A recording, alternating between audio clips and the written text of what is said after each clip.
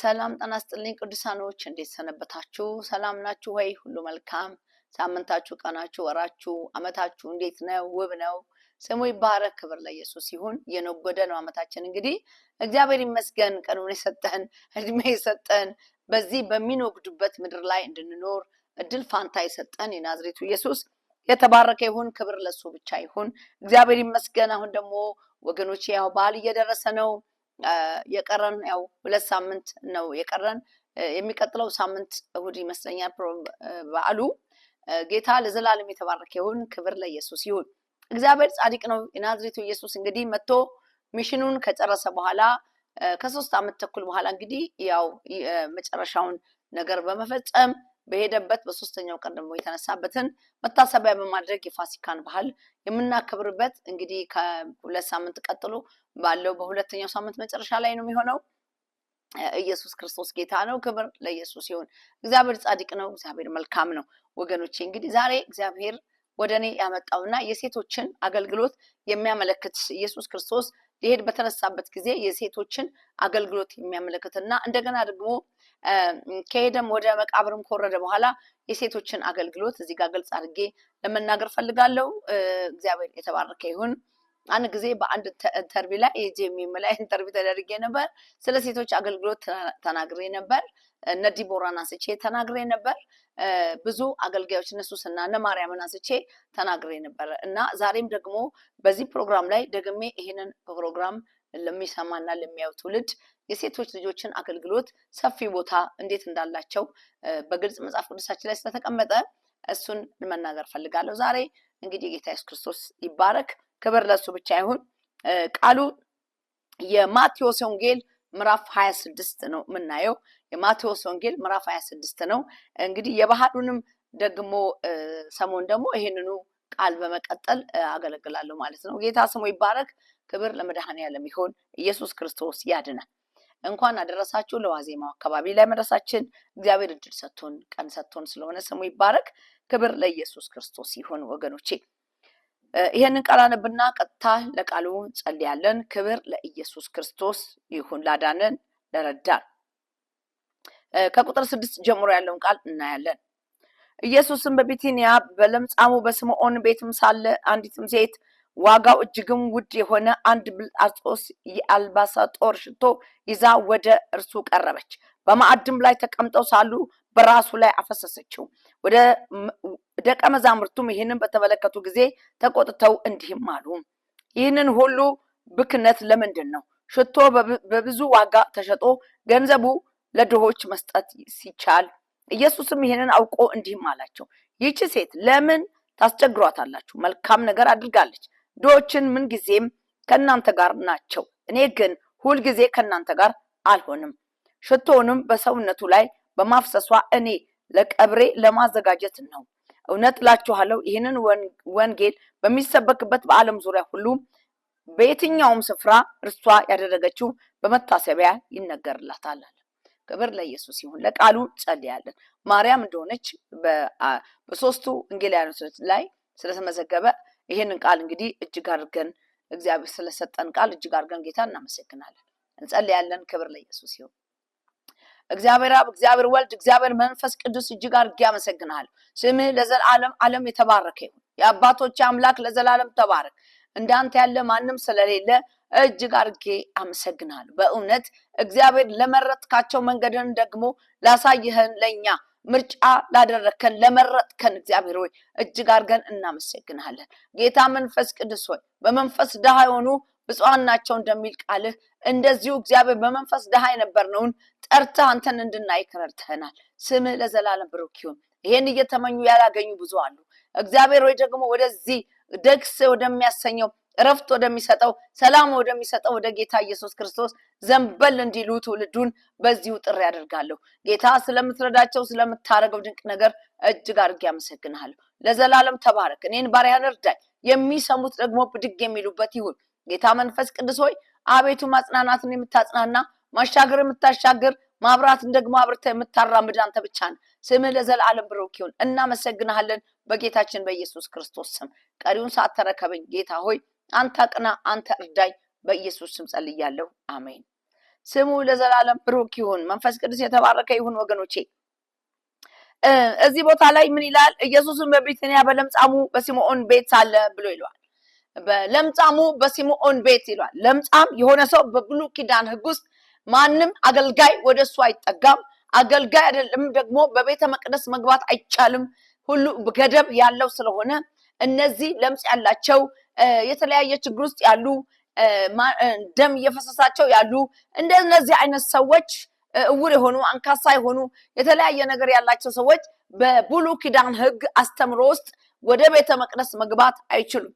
የመጀመሪያው ግን ኢየሱስ ክርስቶስ ከላይ ስትመለከቱ የፋሲካን በዓል የሚያከብርበትን ቦታ ለሐዋርያቶቹ ሂዱና አዘጋጁልኝ ብሎ እነሱን መልእክተኛ አድርጎ ልኮ እዛ ዝግጅት እንዲደረግ እያደረገ ነው። ግን የሚገርመኝ ነገር እዚህ ለምጻም ሰው ቤት ኢየሱስ ክርስቶስ ገብቷል። ኢየሱስ ስለገባ ግን በዛ ለምጻም ቤት ውስጥ ብዙ ቅዱሳኖች፣ ብዙ አዋቂዎች፣ የተማሩ ሰዎች በዛ ስፍራ ላይ እንዳሉ ግልጽ ነው።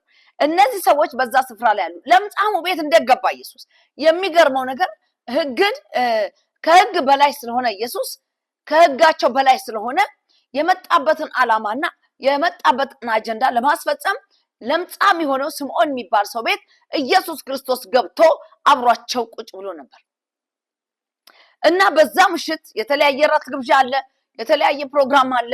በዛ ውስጥ እንግዲህ ብዙዎቹ አላጉረመረሙም። ከሕግ ውጪ ነው ኢየሱስ እዚህ ለምጻም ቤት የገባው። ከሕግ ውጪ ነው፣ ከሕጋቸው ውጪ ነው። መግባት አይችልም። ለምጻም ሰው ቤት መግባት አይቻልም። ግን ኢየሱስ ከሕጋቸው ውጪ ሆኖ ገብቷል። ከሕግ በላይ ስለሆነ ከሕጋቸው ውጪ ሆኖ መጥቷል። ስለዚህ ገብቶ ከዛ ቤት እያለ ነው እንግዲህ ማርያም የከበረ የናርዶስ ሽቶ ይዛ መጣች። ኢየሱስ ክርስቶስ በዛ መኖሩን ስላወቀች የከበረ ሽቶ እዛ ውስጥ ያሉ ወንጌላዊ ቢሆን ፓስተር ቢሆን ነብይ ቢሆን ቄስ ቢሆን ካህን ቢሆን ለኢየሱስ ክርስቶስ ማንም ሰው የከበረ ነገር ይዞ የመጣ ሰው የለም ወገኖቼ። እቺ ማርያም ግን የተደረገላት የገባት የተደረገላት ነገርን ያወቀች እህታችን ነች።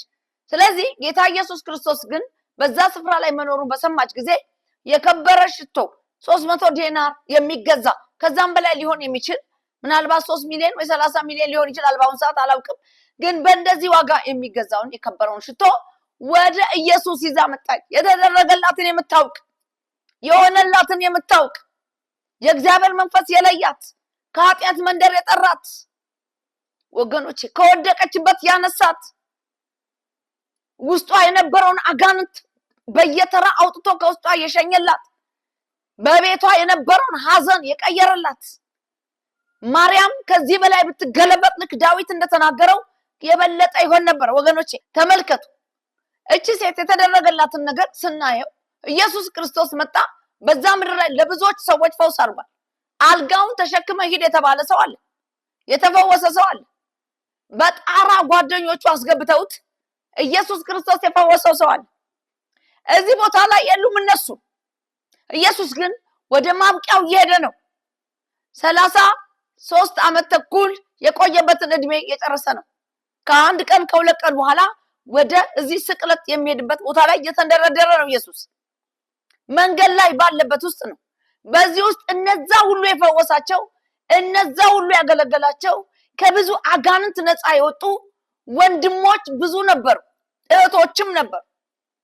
ግን የሚገርመው ነገር የማርያም አገልግሎት የማርያም መታሰቢያነት የተጻፈበት ያ አገልግሎት የተለየ ነበር። ሰው ይመረጣል፣ ይጠራል። ከተጠራው ደግሞ የተመረጠ ሰው ይኖረዋል። ኢየሱስ ሐዋርያቶችን 12 አድርጎ መርጧል። ኢየሱስ ከ12ቱ 3 መርጧል፣ ከ3 1 ሰው መርጧል። አመራረጡ የተለየ ነው። አጠራር የተለየ ነው። አመራረጥ የተለየ ነው። ኢየሱስ ክርስቶስ ለዚች ሰው የተገለጠላት አገላለጥ ለማንም ሰው የተገለጠ አገላለጥ አይደለም። ሌላው በሰውነቱ ፈውስ ነው ያገኘው። እሷ ግን ከሰውነቷ ፈውስ ደግሞ ሌላ ወንድሟ ወደ መቃብር ገብቶ 4 ቀን ሙሉ ተኝቶ ከመቃብር አልዓዛር ሆይ ውጣ ብሎ ያወጣው ኢየሱስ ነው። እቤታቸው ትልልቅ ነገር ተደርጓል። አስደናቂ ነገር ተደርጓል። ስለዚህ ማርያም አገልግሎቷ የከበረውን ሁሉ ለኢየሱስ በማቅረብ ነው። ለኢየሱስ በማቅረብ በመስጠት ነው። ምንም አይነት ስስት የላትም። ስትማር እግሩ ስር ትቀመጣለች። ስታደርግ ማንነቷን ሙሉ ለክርስቶስ ሰጣለች። ምክንያቱም የተጠራችበትን አጠራር ታውቃለች። የተደረገላትን ነገር ታውቃለች። እንደገና ደግሞ ማርያም የተማረችው ትምህርት አላት ከክርስቶስ። ለብዙዎች ያልተገለጠ ለሷ ግን የተገለጠ እውነት በውስጧ አለ። የገባት እውነት አለ። ለዚህ የከበረውን ነገር ይዛ መጣች። ወደ ማን? ወደ ኢየሱስ። የከበረ ነገር ይዛ መጣች ወገኖቼ። ሰው ቁጭ ብሏል። የተፈወሰ ቁጭ ብሏል። የገባው ለምጻም ቤት ነው። ለምጻሙ ከዛ በኋላ ይፈወስ ወይ ምን ይሁን አናውቅም። ስሙ ግን ለምጻም ተብሎ ተጽፏል። ከህጋቸው ውጪ በሆነበት ቦታ ላይ ተቀምጧል። ግን ማርያም የናርዶስ ሽቶ፣ የሚገርም ሽቶ ለአምላኳ ይዛ መጣች ወገኖቼ። የከበረ ሽቶ ኢየሱስ ክርስቶስ ላይ አመጣች። አናቱ ጋር ሰበረችው ይላል። ዘመኗን፣ እድሜዋን፣ ህይወቷን፣ ነገሯን በሙሉ ሰብራ እግሩ ስር ጣለችው። አያችሁ፣ ክርስቲያኖች የተጠራ የተመረጠ አገልጋይ ሰብሮ ነው የሚያገለግለው። ራሱን ለክርስቶስ ሰብሮ ሰጥቶ ነው። ሴት ቢሆን ወንድ ቢሆን። እነዚህ እህቶች የተለየ መንፈስ አላቸው። የተለየ እይታ አላቸው። ከሐዋርያቶቹ ተጣብቀዋል። ከክርስቶስ ጋር አብረው ስላሉ አብረው ነበሩ። ስለዚህ ነው ማርያም የከበረውን አምጥታ ሰበረች። ከዛስ በኋላ ራሱ ላይ አፈሰሰችው። ከዛ ወደ እግሩ ጎንበስ አለች። በፀጉሯ እግሩን ማበስ ጀመረች ወገኖቼ። ይሄንን የከበረ ሽቶ አምጥታ ራሱ ላይ ስታፈስ ደቀ መዛሙርቱ በሙሉ በአንድ ድምፅ ተቆጥተዋል። ለምን አመጣታ አፈሰሰችው? እንደገዛች አምጥታ ለምን ለኛ አልሰጠችንም? ምናልባትም ሁሉም ሊቀቡት የፈለጉ ይመስለኛል። ግን የከበረውን ላከበራት ጌታ እንጂ ላጀቡት አይደለም መስጠት ያለባት። ላጃቢዎቹ አይደለም፣ ላከበራት ንጉስ፣ ሰው ላደረጋት፣ ከቤታቸው ሀዘን ያወጣ፣ ለቅሶን ያወጣ፣ ያለ ጊዜ የሞተውን ልጅ ያለ ሰዓቱ የሄደውን ልጅ በመመለስ ሀዘናቸውን ከውስጣቸው ያስወጣ የከበረ የሚያስፈልገው ኢየሱስ ነው እንጂ ለሚያጅቡት ሰዎች አይደለም። ስለዚህ እምቢ ያለ መንፈስ ነው ውስጡ ያለው። ተቆጡ ይላል። አብረው ያሉት አገልጋዮች ተቆጡ ይላል። ለምን ብለው ተቆጡ፣ ጮሁ። ምክንያቱም ይሄ ቢሸጥ 300 ዲናር ይሆናል፣ ተሸጦ ለድሆች ቢሰጥ እንዲና እንደዚህ ይሆን ነበር አሉና ምክንያት ሰጡ። እሷ ግን ይሄንንም አሰማም። ኢየሱስ ግን ሰማቸው። ስለዚህ ምን አለ? ተዋት አለ። ድሆች ሁልጊዜ ከእናንተ ጋር አሉ አለ። ለድሆች ካሰባችሁ ድሆች ከእናንተ ጋር ሁልጊዜ አሉ። እኔ ግን ሁልጊዜ ከእናንተ ጋር አልሆንም። ስለዚህ እሷ ያደረገችው ዛሬ ይሄ ወንጌል እስከሚሰበክበት ቦታ ሁሉ በዓለም ሁሉ ሁል ጊዜ መታሰቢያ ሆኖ ይቀመጥላታል። ያገለገለችው አገልግሎት የእውነት ነው። እግሩ ስር ራሱ ላይ ሰበረችው ወገኖቼ። ኢየሱስ እግር ላይ ሄዳ ተደፋች። በእግሩ ስር አለቀሰች። በፀጉሯ እግሮቹን አበሰች። ኢየሱስን አከበረችው። በእነሱ መካከል ማን መጣ? ማን ተነሳ? እሷ ስታከብረው ሌሎቹ ተቆጡ። እውነተኛ መስዋዕት ራስን መስጠት ነው። የከበረውን ነገር መስጠት ነው ወገኖች። አንዳንድ ጊዜ ቤተክርስቲያን ውስጥ ስንሄድ መባ ወይም አስራት ወይም የፍቅር ስጦታ ስጡ ሲባል የተበጫጨቀ ብር የምትሰጡ ሰዎች አላችሁ። የተቀደደ ብር የምትሰጡ፣ ያረጀ የምትሰጡ፣ እሱንም ወይ 5 ብር ወይ 10 ብር እሱኑ አስራችሁ ጨምዳችሁ ሰው እንዳያየው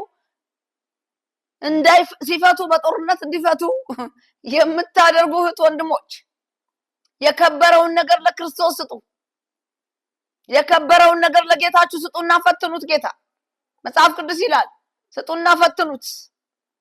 የከበረውን ነገር ጣሉት፣ እግሩ ስር ጣሉት። እንዴት የተደረገልን ሰዎች ነን እኛ። ከሲኦል ያመለጥን፣ ከድቅድቅ ጨለማ ያዳንን፣ አሁን ፋሲካ ብለን ልናከብረው የምንጠብቀው ቀን መታሰቢያ ሆኖ ለኛ ወደኛ የመጣው ያኔ የተወለድንበት መወለድ ነው። ይሄ በዓል በደረሰ በቀረበ ሰዓት ነው ማርያም አምታ የከበረውን ሽቶ በእግሩ በጭንቅላቱ ላይ የሰበረችው። ፀጉሩን ሙሉ በሙሉ ነው ያራሰው። ሰውነቱን በሞላ ነው ያራሰው። ያ የናርዶስ ሽቶ ድብልቅ ልቁን ያወጣው ወገኖቼ። ለጌታ የተሰጠ ነገር ብዙዎችን ሊያስቆጣ ይችል ይሆናል፣ ግን እግዚአብሔር ያከብራችኋል እንጂ አያሳንሳችሁ። ወደ ተለየ መገለጥ ጨምራችኋል እንጂ።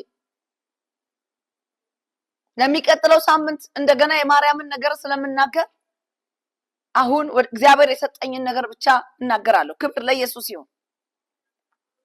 እግዚአብሔር ጻድቅ ነው። ጌታ ኢየሱስ የተባረከ ይሁን። ስለዚህ ለምን ለድሆች አልሰጥም ብለው በጣም ተናደዱ ይላል። ኢየሱስም ይሄንን አውቆ እንዲህም አላቸው፣ ይቺ ሴት ያደረገችው በትክክል ስለሆነ ተዋታል። አንዳንድ ጊዜ በድሆች በመንገድ ላይ ሆነው ሲለምኑን እንኳን የማንሰጥ ብዙ ቅዱሳኖች አሉ። አንዳንድ ይጠይቃሉ፣ ለምንድነው በእኛ ቤተክርስቲያን በር ላይ የማይቀመጡት ብዬ እጠይቃለሁ። ለምንድን ነው? ምክንያቱም እኛ ቅዱሳኖች ነን። መስጠት ማስተማር የምንችል እኛ ነን። እኛ በባረክን ቁጥር ሃይማኖቱን ባይከተሉ እንኳን መጥተው ቢቀመጡ በባረክናቸው ቁጥር እግዚአብሔር ይባርከናል። ቃሉ ነው። በሌላ ሃይማኖት የሚኖሩ የሚሰጡ ሰዎችን በዙሪያቸው ያሉትን ተመልከቷቸው። ከትንሹ ተነስተው ነው የሚሰጡት። ስለዚህ ይረዳዳሉ፣ ለስራ ይያያዛሉ። ከዛ በኋላ ለአንዱ አንድ ሱቅ ከፍተው ይሰጣሉ። እንደዚህ እያሉ ይባዛሉ። እኛ ጋር የዛ አይነት እድል የለንም። ምክንያቱም ሐዋርያቶቹ ኢየሱስ ክርስቶስ በተደረገለት ጊዜ ከሱ ጋር የነበሩት ደቀ መዝሙሩ በሞላ በማርያም ላይ ተቆጥተው ነበር። ለምን? የከበረውን ነገር አምጥታ በሰጠች ጊዜ። ጠላት የከበረውን ነገር ለክርስቶስ እንዳንሰጥ ውስጣችንን ራሱ ሊያስቆጣ ይችላል። መጽሐፍ ቅዱስ ሲናገር ስጋ በመንፈስ መንፈስ በስጋ ላይ ይቃረናል ይላል። ስለዚህ መንፈሳችን እንኳን ለመባረክ ቢነሳ ስጋችን ተይ ያንሳል ይጎላል እያለ ትልቁን በረከት ላይ እንዳንገባ ይከለክለናል። ወገኖቼ እግዚአብሔር አንድ ጊዜ ዓለም ገና እየሰራውኝ እያለው በመንገድ ላይ የሆነ እጅና እግር የሌለው ሰው በላስቲክ የተቀመጠ ሰው የሚሄድ ሰው በመንገድ ላይ አሳየ። እጅ የለውም ግን ፈቀቅ እያለ የሚሄድ ሰው ግን ይለምናል። ከዛ በኋላ ምን አይነት ጉድ ነው? በጣም ተደነቅኩኝ። ወደ ጌታ አልመጣሁም በዛ ጊዜ። ስለዚህ ዝም ብዬ ገርሞኝ ልጁን አየሁትና ከዛ በኋላ ብድግ አድርጌ የያዝኳትን ትራንስፖርት ነች፣ ያኔ ቀላል ነው ብሩ ትራንስፖርት ነው ብዬ ያዝኩትን ገንዘብ ለልጁ ሰጥቼው ትንሽ ሄድኩ። በእግሬ ወደ ሰዎች እየሄድኩ ነበር። ሄጄ ዞር እንድል አደረገኝ። ዞር ብዬ ሳየው ልጁ የለም። አያችሁ። ከዛ በኋላ ግን ወደ ሱቆቹ ሄድኩ። እዚህ ጋር በእግሩ በእንትን የሚሄድ ልጅ እንደዚህ የሚንፏቀቅ አይታችኋል? ግራ ገብቶኝ ነው። ያኔ በጌታ ስላልሆንኩ ምንም የማውቀው ነገር አልነበረም። ስለዚህ ያን ሰዓት ወይ ጌታ ሆይ ምንድነው ለማን የሰጠሁት? ምን አይነት ነገር ነበር? እንዴት ያችን ያለችኝን የሰጠሁት? እግዚአብሔር ያውቅ ነበር። የሚገርመው ነገር ቤቴ ድረስ ያለውበት ቦታ ድረስ ተጠርቼ የደሞዝ ጭማሪ ተደርጎልሻል ብለው እጥፍጥፍ ያለ የደሞዝ ጭማሪ ጨመሩልኝ። እግዚአብሔር እንዴት እንደሚባርክኝ አናውቅም። ስለዚህ እቺ ሴት የከበረውን ነገር ስለሰጠች ድሆች ብለው አሉ። ለድሆች ማንም ሰው አይሰጥም። የኛ ሰው በተለይ ክርስቲያን የሆነ ሰው በተለይ ሲለፈልፉ መንገድ ላይ ቢውሉ ለነዛ ሰዎች ከኪሳችን አውጥተን መባረክ አንችልም። ድንገት ኢየሱስ እነሱ ውስጥ ሆኖ ቢሆንስ? ድንገት እሱ ከኛ አንድ የከበረ ነገር ቢፈልገስ? እንዴት አልፈን እንሄዳለን? አያችሁ፣ የከበረውን ነገር አምታደረገች። ግን ምን አደረገ? እስከ ዛሬ ድረስ የምንሰብከው ስብከት እንዲሆን መታሰቢያዋ ነው። ተዋታል። ለመቃብሬ የሚሆነውን አለ አስቀድማ ምታርጋለች አለ። በብሉይ ኪዳን ሕግ በሽቶ ይታሹ ነበር።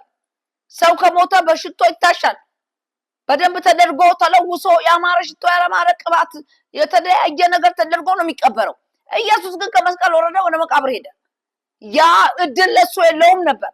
አስቀድማ ግን እሱ ከመሄዱ በፊት አስቀድማ ምታስላደረገችው ኢየሱስ ክርስቶስ ለመቃብሬ መታሰቢያ ነው አለ። ይሄ አሁን ስለሚሄድ ይሄ ነገር እንደዚህ ነው የሚሆነው አለ። ለኔ አስቀድማ አርገዋለች።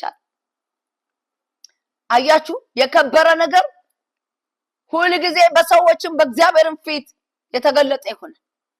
የከበረ እንቁ ነገር ለጌታ ስናቀርብ እግዚአብሔር ይባርካል። ልጆቻችንን ይባርካል፣ ትዳራችንን ይባርካል፣ ዘመናችንን ይባርካል። ወገኖቼ ያማረውን ደስ የሚለውን ነገር መንፈስ ቅዱስ እንዳዘዛችሁ ብታደርጉ መልካም። ስለዚህ የፋሲካ በዓል በፊታችን ላይ አለ።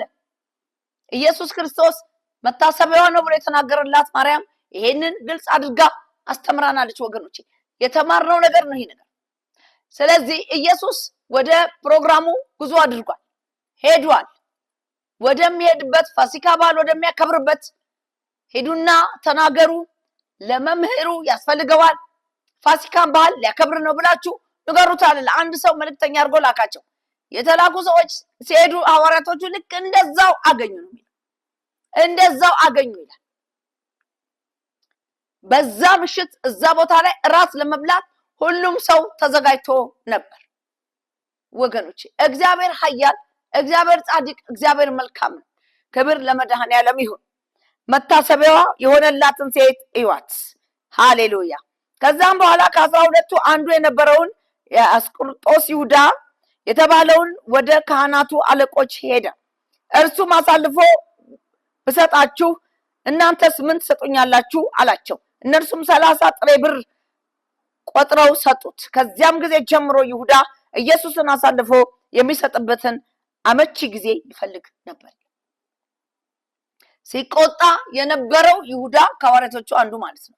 እሱ ይፈልግ ነበር፣ ይቆጣ ነበር። ለከበረ ነገር ለምን ለኢየሱስ ለምን ያስፈልጋል? ግን አሳልፎ ሊሰጠው ኢየሱስን ወደ መስቀል የሚሄድበትን መንገድ የሚያመቻቸው እሱ ነበር። መታሰቢያ ነው ብሎ ከተናገረ በኋላ ይሄ ሰው በፍጥነት ኢየሱስ ክርስቶስን ለማስያዝ ወሰነ። እየሮጠ ወደ ካህናቶቹ ሄደ ነው። ካህናቶቹ ጋር ሄደ። የከበረ ነገር ባለበት፣ ጥሩ መዓዛ ባለበት ቁጣ ተሞልቶ ለእግዚአብሔር ያቀረበችው መስዋዕት እንሱን አስቆጥቶ አበሳይቶ አምላክ የሆነውን ጌታ የሆነውን ንጉስ የሆነውን አዳኝ የሆነውን ወደ መስቀል የሚሄድበትን ነገር ለመስራት ይሁዳ ፈጥኖ ሄደ። አያችሁ፣ ቁጣ ወደ ሞት ነው የሚያስኬደው። ለዚህ ነው በቁጣችሁ ላይ ፀሐይ አይጥለቅ የሚለው ጌታ። የዚህ ሰው ብስጭት፣ የዚህ ሰው ቁጣ ብድግ አድርጎ ኢየሱስን አሳልፎ ወደ መስጠት ይዞት ሄደ። ስለዚህ ነው ይሄንን እኔ የሰው ልጅ አለ ኢየሱስ፣ የሰው ልጅ እንደተባለለት እንደመጣበት ጉዳይ ይሄዳል፣ ግን ይሄን ላገው ባይወለድ ይሻለው ነበር፣ ባይመጣ በዚህ ምድር ባይፈጠር ይሻለው ነበር አለ ኢየሱስ። ወገኖቼ የከበረ ነገር ወደ ከበረ ነገር ይወስዳል። በእግዚአብሔር በሚሰጠው ለእግዚአብሔር በሚደረገው በቅናት የሚነሱ ቅናት የሚሞሉ ሰዎች ወዴት እንደሚሄዱ መጽሐፍ ቅዱሳችን ይነግረናል። ስለዚህ ማርያም ያደረገችው የከበረውን ነገር ለእግዚአብሔር ልጅ ለኢየሱስ አቀረበች፣ ሰብራ አቀረበች፣ በእግሩ ስር ወደቀች፣ በፀጉሩ አበሰችው፣ በእንቧ እግሩን አጠበችው፣ በሽቶ ለወሰችው። የተደረገላት ነገር የተሰራላት ነገር የተለየ ነገር ስለሆነ ነው። ሴቶች ለማገልገል ሲነሱ ብዙ እንቅፋት ይመጣባቸዋል። የሚቀና መንፈስ ይነሳባቸዋል። ቅናት የተሞላ ሴፉን የሚመዝባቸው ይነሳል። ብዙ ጊዜ በህይወታችን ስናገለግል ሴቶች ለምን ያገለግላሉ ብለው ይከሱናል። ግን የሚገርመው ነገር የኛ አገልግሎት አነስ ያለ እንኳን ቢሆን ቀጥተኛና እውነተኛ አገልግሎት ነው። ብዙ ሴቶች በእግዚአብሔር ቃል ውስጥ ያሉ በመጽሐፍ ቅዱስ ውስጥ ያሉ ሴቶች እግዚአብሔር የረዳቸው ቀጥተኛ መንገድ ላይ የተጓዙ ቀጥታ የክርስቶስን ስራ የሰሩ ቀጥታ ከእግዚአብሔር ጋር የተገናኙ ሴቶች ነው የምናገኘው። እግዚአብሔርን ያከበሩ ሴቶች ነው የምናገኘው። እግዚአብሔር ለተናገራቸው ነገር ጦር ሜዳ ድረስ ጉዞ ማድረግ የቻሉ ሴቶች ናቸው የምናየው። ዲቦራን ስትመለከቷት ቀጥታ ወደ ጦር ሜዳ አንቺ ካልወጣሽ እኔ አልወጣም ብሎ ስላለ ንጉሱ እሺ እንግዲያው እወጣለሁ አለችው። በሴት ተማረከ ተብሎ ያንተ ዝና እንዲቀር ከፈቀድ እወጣለሁ አለችው። ይሁን ይቅርብኛል፣ ድሉን ብቻ ነው የምፈልገዋል። ስለዚህ ከፊቱ ወጣች። እስከ ጦር ሜዳ ድረስ እስከ ውጊያ ድረስ በአገልግሎታቸው የሄዱ ሴቶች አሉ። ጥሰው የሄዱ ሴቶች አሉ። እነ ሲሳራን በሴፍ የወጉ ጌታ ለዘላለም የተባረከ ይሁን። ክብር ለኢየሱስ ይሁን። ያሳደዱ ጥላቶቻቸውን ወቅተው የገደሉ ወተት አጠጥተው የገደሉ ክብር ለመድኃኔዓለም ይሁን። ይሄንን ያደረጉ ሴቶች አሉ። ኢየሱስ ክርስቶስን ደግሞ በገንዘባቸው ያገለገሉ፣